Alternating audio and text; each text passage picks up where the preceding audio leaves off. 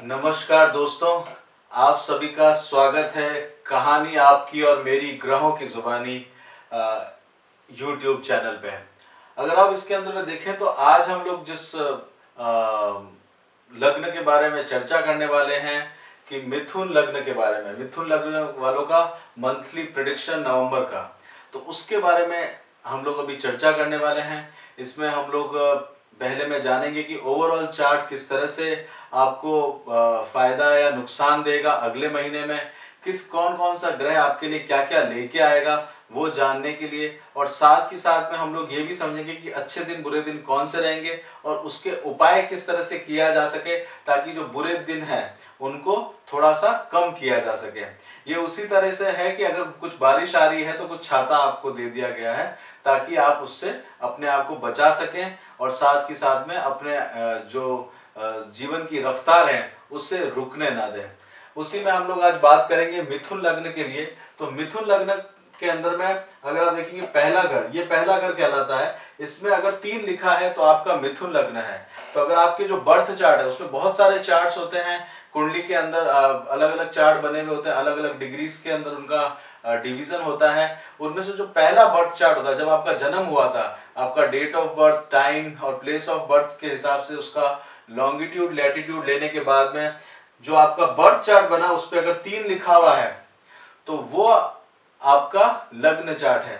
अगर और कहीं चंद्रमा है और वहां पे 3 लिखा हुआ है तो आपकी मिथुन राशि है, मिथुन लग्न नहीं है। तो मिथुन लग्न वालों के लिए आप देखे जाएंगे तो द्विस्वभाव होता है, द्विस्वभाव राशि है जैसा कि आप लोग जानते हैं। और इसके जो है लग्नाधिपति हैं वो बुध हैं। बुध जो जो दिमाग से सोचते हैं, एकदम बुद्धिमत्ता का जो कैरेक्टरिस्टिक्स है वो साथ ही साथ में मिथुन लग्न वालों के अंदर में साफ दिखता है।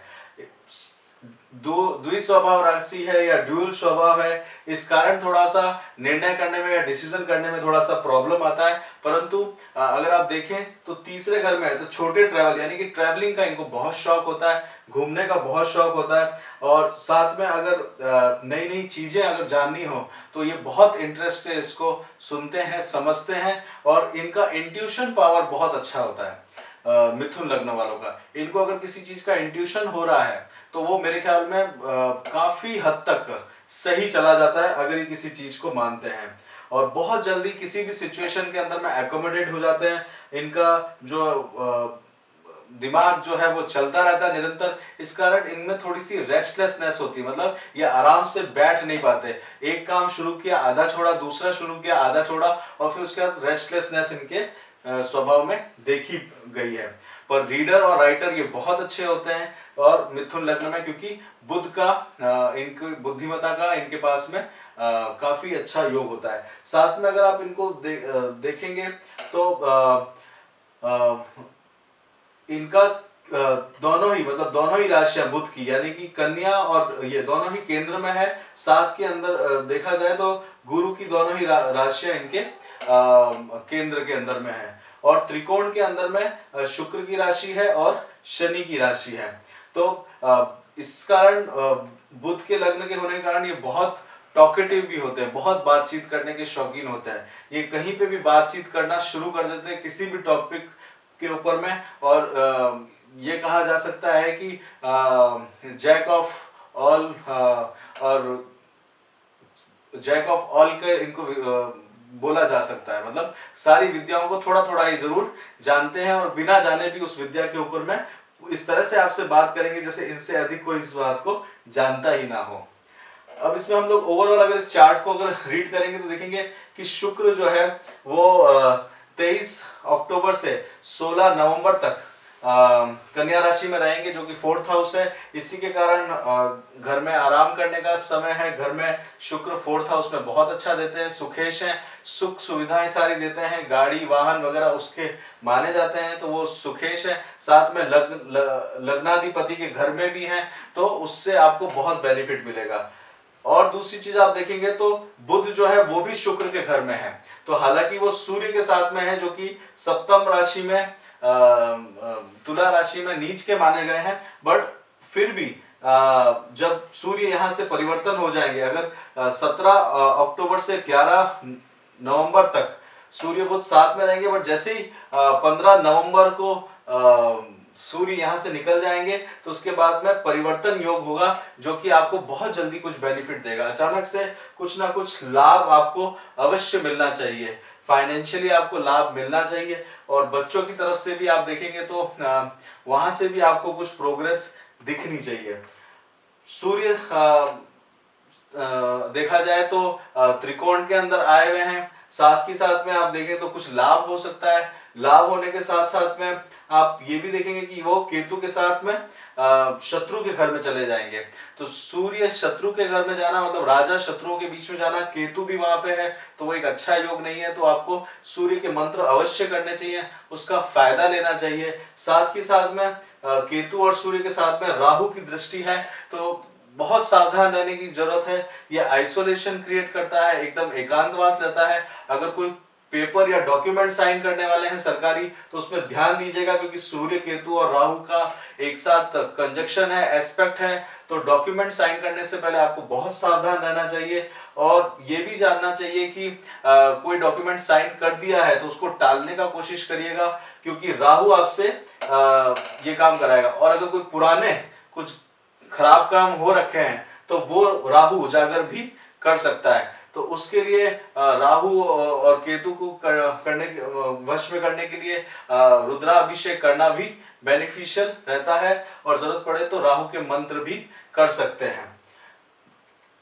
साथ में देखेंगे तो गुरु जो है वो केंद्र में आए हुए हैं, तो गुरु केंद्र में आने के कारण इतने समय से हंस राजयोग था, तो ये हंस राजयोग बहुत अच्छा, इसके लग्न पे एस्पेक्ट भी है। तो देखेंगे सातवीं एस्पेक्ट, तो आपका वेट भी बढ़ना चाहिए इस समय में, और वेट बढ़ने का गुरु मुख्य कारण रहेंगे। और गुरु जो है वो 26 डिग्री से 1.60 डिग्री तक रहेंगे, क्योंकि वो उस समय आपके अष्टम भाव में आ जाएंगे। तो कम से कम 5 से 5.25 डिग्री का मूवमेंट गुरु का रहेगा नवंबर के महीने में, और वो आपको बहुत बेनिफिट दे सकता है। साथ ही साथ में थोड़ा हेल्थ का ध्यान रखने की आवश्यकता है, क्योंकि गुरु और शनि आपके अष्टम भाव में मिल रहे हैं। तो यहाँ पे आपको थोड़ी हेल्थ के ऊपर में थोड़ी ध्यान देने की जरूरत है। और अपने जो आपका वेट बढ़ा है इतने समय तक, उसको कंट्रोल करने की आवश्यकता है।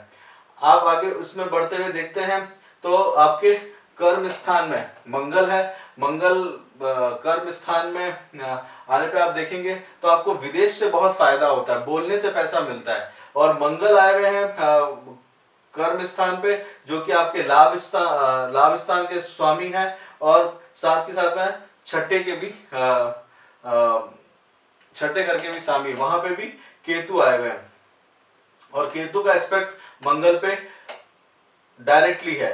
तो इसको समझने के लिए आप देखिए कि मंगल अभी रेट्रो चलेंगे 10 सितंबर से 11 नवंबर तक में। और ये मंगल का रेट्रो चलने से थोड़ा सा प्रॉपर्टी वगैरह के साइनिंग वगैरह करते हैं तो उसको ध्यान दीजिएगा। नौकरी में कोई पेपर साइन करते हैं तो उसका भी ध्यान दीजिएगा, लाभ की जगह नुकसान हो सकता है।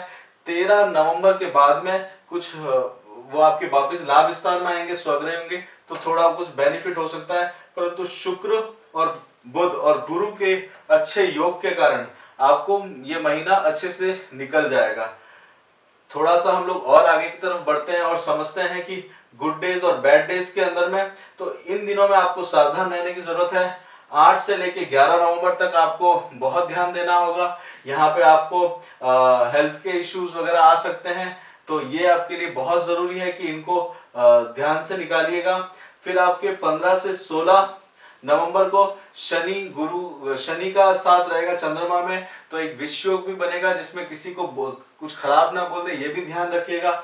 वाहन वगैरह चलाने में भी या हेल्थ के साथ में इश्यूज आ सकते हैं। खान पान का ध्यान दीजिएगा, कुछ डाइजेशन सिस्टम भी गड़बड़ा सकता है। आगे बढ़ते हैं तो 24 से 25 नवंबर को भी आपको ध्यान देना पड़ेगा। राहु और चंद्रमा की युक्ति साथ में होगी, जिसके कारण में आपको एक नुकसान इसके अंदर में मिल सकता है। और आपके कुछ खर्चे भी हो सकते हैं, तो खर्चों के ऊपर में भी कंट्रोल करिएगा। 24 और 25 नवंबर को अच्छे दिन आपके रहेंगे, इनको फायदे उठाइएगा। 17 से 23 नवंबर तक का समय आपके लिए बहुत अच्छा रहेगा। दीपावली खत्म होने के 2-3 दिन बाद से आपको अच्छा रिफ्रेश होना शुरू करेंगे और आपको बहुत मजा आने लगेगा।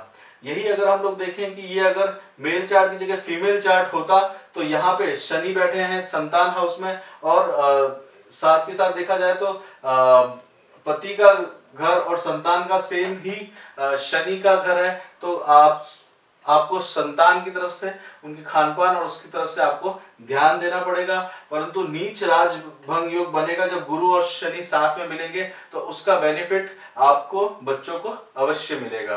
तो ये ओवरऑल आपका इस महीने का प्रेडिक्शन है। इसमें हम लोग दशा महादशा या ये डिपेंड करता है आपके बर्थ चार्ट के ऊपर, कौन से नक्षत्र में है, कौन सी स्थिति में आपका जन्म हुआ है। ये सारा कैलकुलेशन करने के बाद ही एक आप अच्छे से अपने डे टू डे लाइफ को प्रेडिक्ट कर सकते हैं, समझ सकते हैं। ये ट्रांजिशन का चार्ट है जिससे आपको काफी मदद मिलेगी। अपने बर्थ चार्ट से रिलेट करिएगा, और अगर आपका चंद्रमा और 6, 8, 12 में नहीं है तो काफी अच्छे रिजल्ट्स मिलेंगे। और साथ में अगर मंगल का प्रभाव ठीक है, क्योंकि मंगल बुध के लिए शत्रु ग्रह माना गया है, तो वो अगर ठीक रहा है तो भी आपको एक अच्छे रिजल्ट मिल सकते हैं। किसी तरह का अलग तरीके के कुछ खराब योग कुंडली में है तो उनका उपाय वगैरह आप करके अपना ओवरऑल टाइम जो है वो घर पे बहुत आनंद से बिता सकते हैं नवंबर के महीने में। तो ये ओवरऑल नवंबर महीने का प्रेडिक्शन है। आप बताइएगा कमेंट्स में कि आपको कैसा लगा, और साथ में लाइक करिएगा, शेयर करिएगा, और हम इसको निरंतर बनाते रहें तो उसको आगे बढ़ाने के लिए हमको भी सपोर्ट करिएगा।